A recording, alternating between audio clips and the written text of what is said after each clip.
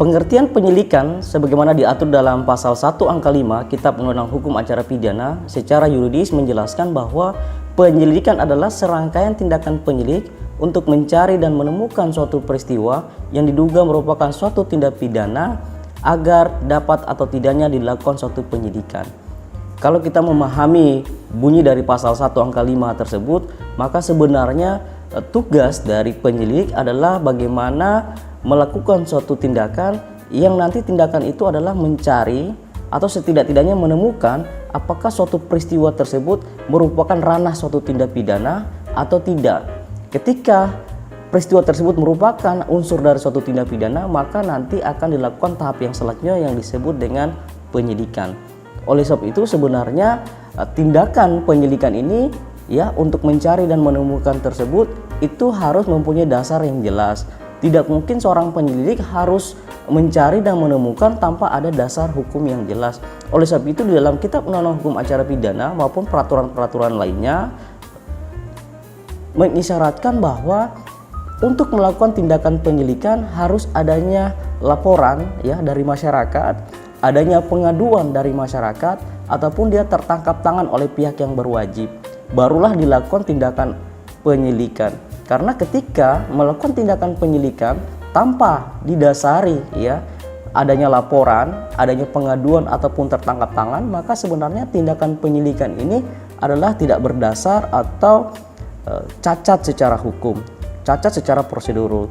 Oleh sebab itu penyelidik ya harus memahami tugas sebagai seorang penyelidik, di mana dalam ya rangkaian tindakan tersebut ya dalam hal mencari dan menemukan, maka tujuan dan sasarannya adalah menemukan apakah sebenarnya peristiwa yang dilaporkan ini, peristiwa yang diadukan atau peristiwa yang tertangkap oleh pihak yang berwajib ini merupakan bagian dari suatu tindak pidana atau tidak. Nah, ini yang nanti menjadi syarat dapat atau tidaknya dilakukan suatu tindakan penyidikan.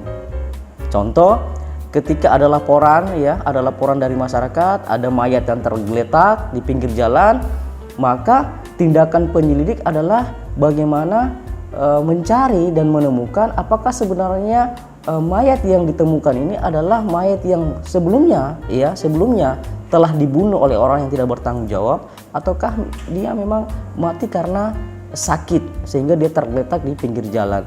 Nah, itulah fungsi dari suatu tindakan dari penyelidikan.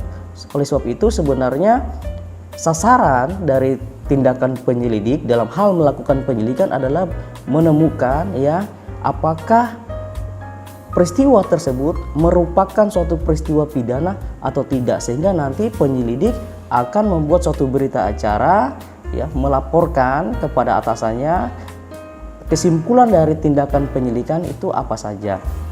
Nah, kalau kita membaca Perkap ya Peraturan Kapolri nomor 6 tahun 2019 di mana ada tindakan-tindakan kegiatan yang dilakukan oleh penyelidik ya dalam melakukan penyelidikan sesuai yang diatur dalam Perkap ya nomor 6 tahun 2019 tentang penyidikan tindak pidana. Itu terdapat di dalam pasal 6 ya, di dalam pasal 6 di mana kegiatan penyelidikan itu dilakukan dengan cara ada pengelolaan TKP ya, ada pengamatan observasi, ada wawancara interview, ada pembuntutan ya, ada penyamaran, ada pelacakan hingga analisis dokumen. Sehingga kegiatan-kegiatan ini adalah kegiatan-kegiatan dilakukan oleh penyelidik untuk bagaimana kegiatan tersebut agar terarah dan terukur apakah peristiwa tersebut merupakan bagian dari unsur pidana atau tidak. Sehingga biasanya lazimnya di dalam praktek lapangan sebelum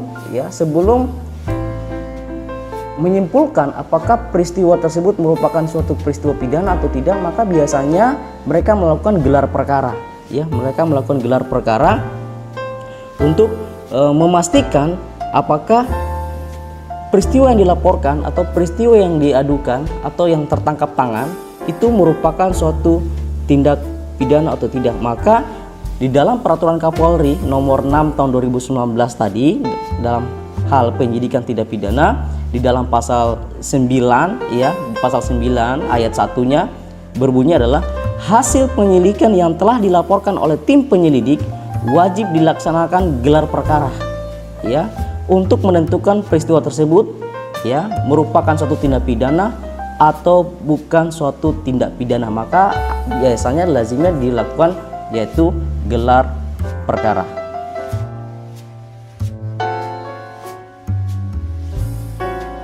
Kewenangan penyelidik diatur dalam Kitab Undang-Undang Hukum Acara Pidana di dalam pasal 5 ayat 1 menjelaskan bahwa kewajiban atau kewenangan dari seorang penyelidik adalah menerima laporan dan pengaduan dari seseorang ya tentang adanya suatu tindak pidana, mencari keterangan dan barang bukti, menyuruh berhenti seseorang yang dicurigai ya bahwa telah melakukan suatu tindak pidana atau memeriksa tanda pengenal diri serta melakukan tindakan hukum lainnya. Ya, ini adalah kewenangan-kewenangan yang diatur di dalam Kitab Undang-Undang Hukum Acara Pidana di dalam pasal 5 terkait batasan kewenangan dari seorang penyelidik ya, seperti itu.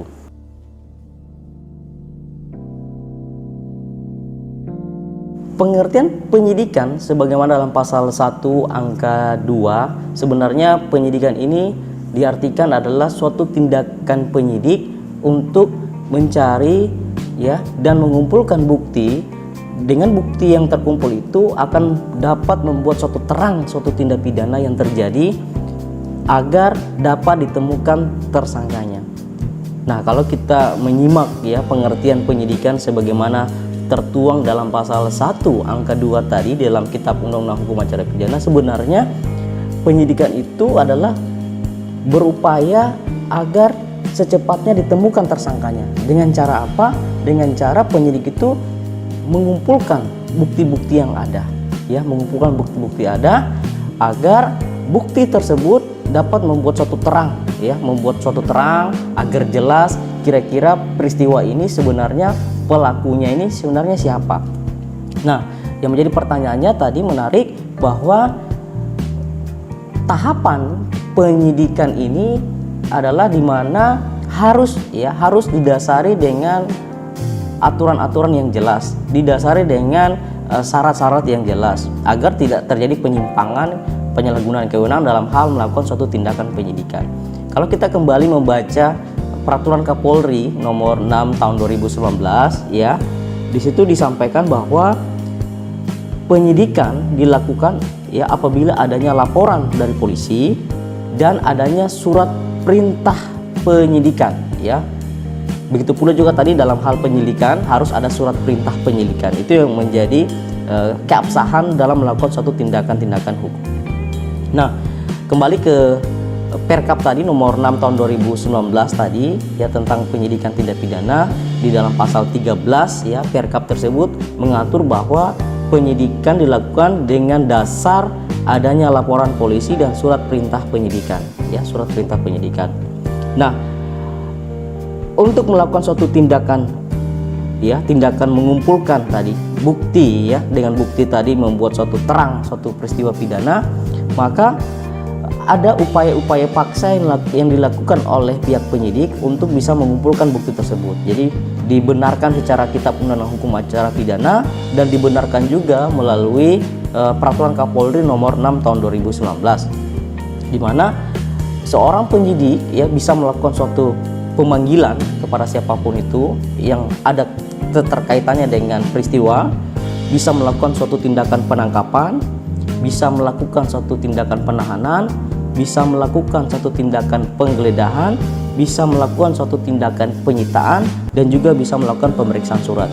Yang nanti tindakan-tindakan yang saya sampaikan tadi itu ada hubungannya dengan suatu peristiwa tersebut ya, peristiwa yang dilaporkan atau peristiwa yang diadukan atau peristiwa yang tertangkap tangan, sehingga dengan upaya paksa tersebut terkumpullah bukti yang dimana nanti dari bukti tersebut bisa terarah kira-kira siapa tersangka dari peristiwa pidana tersebut.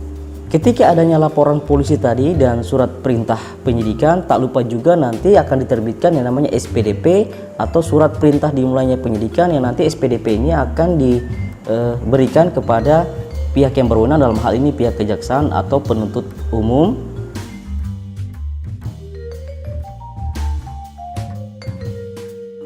tindakan upaya paksa dari seorang penyidik mulai dari penangkapan hingga pemeriksaan surat itu harus dituangkan dalam suatu berita acara, yang mana berita acara itu dikemas dalam bentuk berkas perkara, yang nanti berkas perkara ini akan dilimpahkan ke pihak kejaksaan yang berwenang, yang nantinya biasanya ada beberapa kemungkinan dari hasil penelitian dari jaksa peneliti yang akan meneliti berkas perkara dari pihak penyidik, bisa dalam bentuk P21, dalam hal ini mungkin berkas perkara dinyatakan sudah lengkap, mungkin P18 atau berkas perkara dikembalikan ke pihak penyidik untuk diperbaiki lagi, serta ada biasa disebut dengan P19.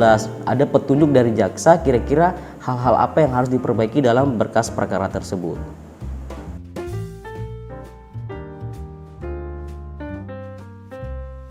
Kewenangan seorang penyidik ya telah diatur di dalam pasal 7 ayat 1 Kitab Undang-Undang Hukum Acara Pidana, di mana penyidik berhak menerima laporan atau pengaduan dari seseorang tentang adanya tindak pidana, melakukan tindakan pertama pada saat di tempat kejadian, menyuruh berhenti seseorang tersangka, dan memaksa tanda pengenal diri tersangka atau memeriksa tanda pengenal diri tersangka, melakukan penangkapan, penahanan, penggeledahan dan penyitaan, melakukan pemeriksaan dan penyitaan surat, melakukan pengambilan sidik jari dan memotret seseorang yang diduga merupakan suatu tindak pidana, memanggil orang untuk didengar dan diperiksa sebagai tersangka atau saksi, mendatangkan orang ahli yang diperlukan dalam hubungannya dengan pemeriksaan perkara, mengadakan penghentian penyidikan, dan mengadakan tindakan lain menurut hukum yang bertanggung jawab. Jadi kewenangan ini semua telah diatur di dalam pasal 7 ayat 1 Kitab Undang-Undang Hukum Acara Pidana.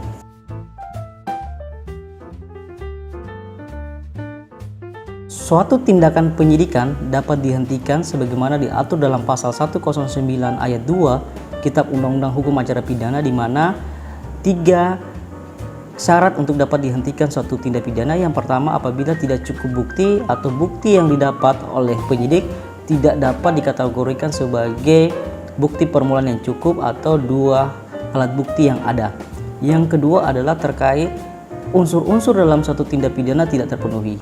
Seperti halnya contoh dalam pasal 338 Kitab Undang-Undang Hukum Pidana, ternyata dalam suatu peristiwa pidana unsur yang dimasuk dalam 338 tidak tepat dalam suatu peristiwa yang diselidiki atau dilakukan suatu tindakan penyidikan. Yang ketiga adalah daluarsa atau waktu terjadinya suatu peristiwa pidana yang melampaui waktu ditentukan dalam Kitab Undang-Undang Hukum Pidana.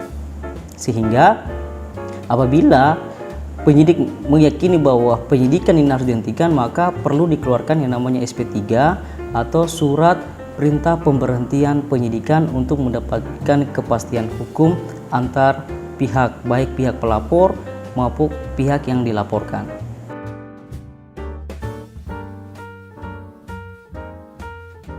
Jadi tidak ada perbedaan secara mendasar ya terkait soal penyelidikan dan penyidikan, karena perlu diketahui bahwa sebenarnya penyelidikan itu adalah satu rangkaian yang sama dengan penyidikan, di mana penyidikan adalah bagian dari sub penyidikan. Untuk sebelum melakukan penyidikan, maka tahap awal yang paling dilakukan adalah penyelidikan dulu. Nah, akan tetapi tujuannya yang berbeda saja, di mana penyelidikan itu tujuannya adalah ingin menentukan apakah suatu peristiwa itu merupakan suatu peristiwa tindak pidana, sedangkan kalau penyidikan adalah bagaimana bisa ditemukan siapa tersangka dari peristiwa tersebut. Nah, tetapi yang menjadi perbedaan yang sangat mendasar adalah terkait soal personalianya, yaitu di mana yang dimaksud dengan penyidik ya, di mana dalam pasal 1 angka 1 Kitab Undang-Undang Hukum Acara Pidana menyebutkan bahwa penyidik adalah pejabat Polri atau pejabat pegawai negeri sipil yang diberi kewenangan oleh undang-undang dalam melakukan penyidikan.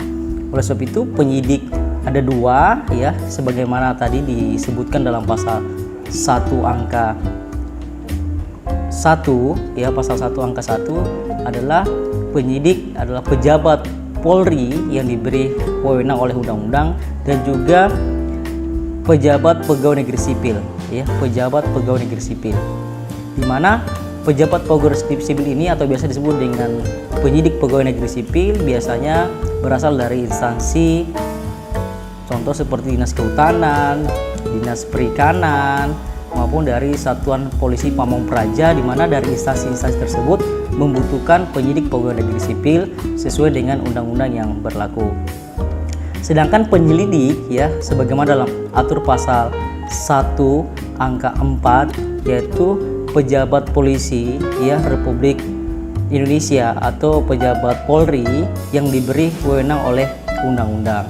Akan tetapi dari segi kepangkatan untuk seorang penyidik ya perundang-undangan membatasi untuk diangkat seorang penyidik adalah sekurang-kurangnya dia harus berpangkat inspektur 1 ya di Polri.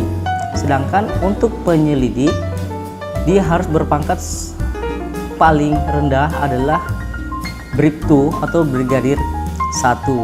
Sedangkan untuk yang pejabat penyidik pegawai negeri sipil akan diatur lebih lanjut oleh undang-undang. Seperti itu.